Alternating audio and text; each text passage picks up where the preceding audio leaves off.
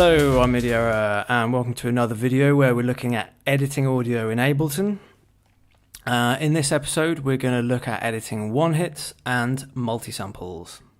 So if we just listen back to what this actually is. This is just one-hits triggered by MIDI at a certain time.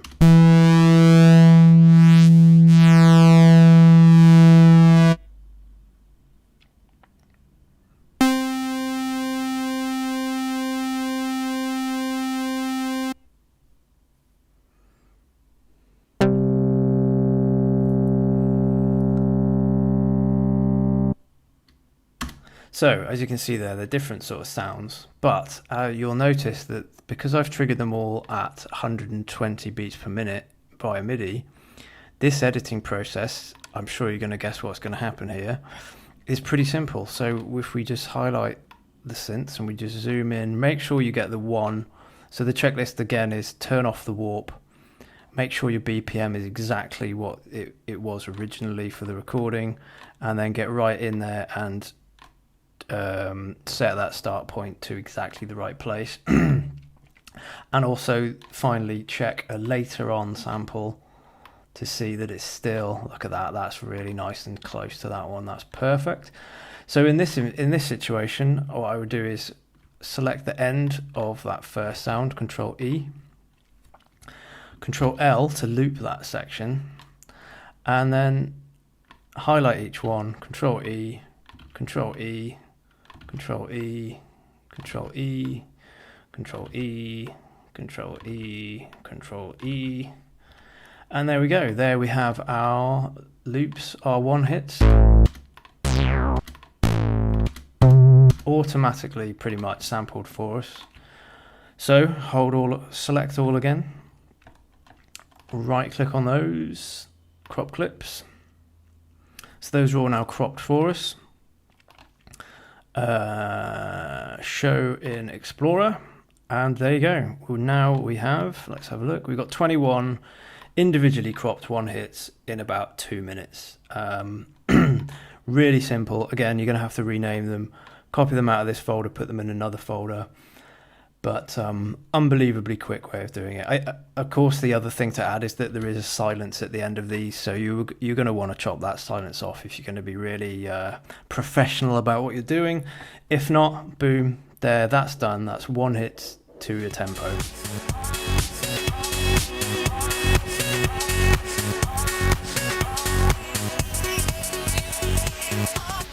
Okay, let's take a look at multi-samples, because this is where it gets really time-saving. Let's say you've multi-sampled a synth or even a VST, you can multi-sample.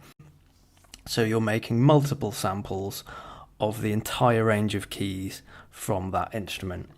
So we've got that here with a EMU, don't know if it's EMU or EMU, piano, which is all recorded at the same velocity, notes ascending in pitch, and there's 3 of them all done the same way. They're slightly different sort of tones and timbres. There's like a dark one, a classic one, a pop one.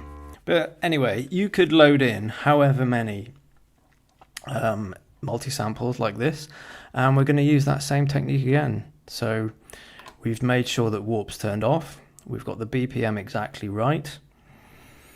We've adjusted the start points to be absolutely bang on, and I have also checked later on in the sample to see that it's still there or thereabouts triggering. Okay, so what we're going to do is highlight that again, Control E, and I'm going to show you a new trick here. So just while my computer falls to pieces. There we go. Okay, so you don't actually need to cut this one. You can cut the one after it and move 2 along and cut the one after it and move 2 along and cut the one after it and move 2 along and cut the one after it and move 2 along and cut the one after it. And what you'll see is that it's cutting all 3 rows at the same time, which is unbelievably easy.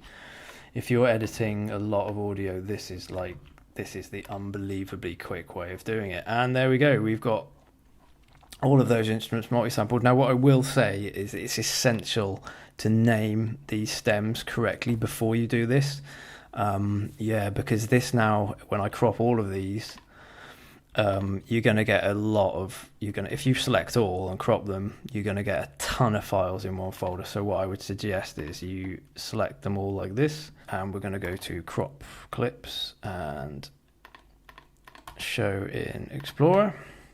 Now in our crop clips folder here, we've now got a mix of the synth one hits and the loops that we did earlier on. So you've got to keep track of everything. What's useful to do is sort by date modified, so you can see what's just been cropped and what hasn't. So we've got 27 hits there. What I would do now is copy them into EMU Piano 1 folder, because we're about to crop with clips for the next one. And you don't want to have too many files to deal with. But if you do name them properly, it's super duper easy. So there we go. Those are the second one, EMU Piano 2. And it does name them sequentially.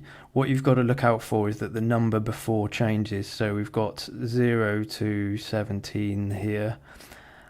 And, oh no, that's number, yeah. So we've got 0 to 10 there, ending 750, and then it moves on to 751. So they are all named sequentially.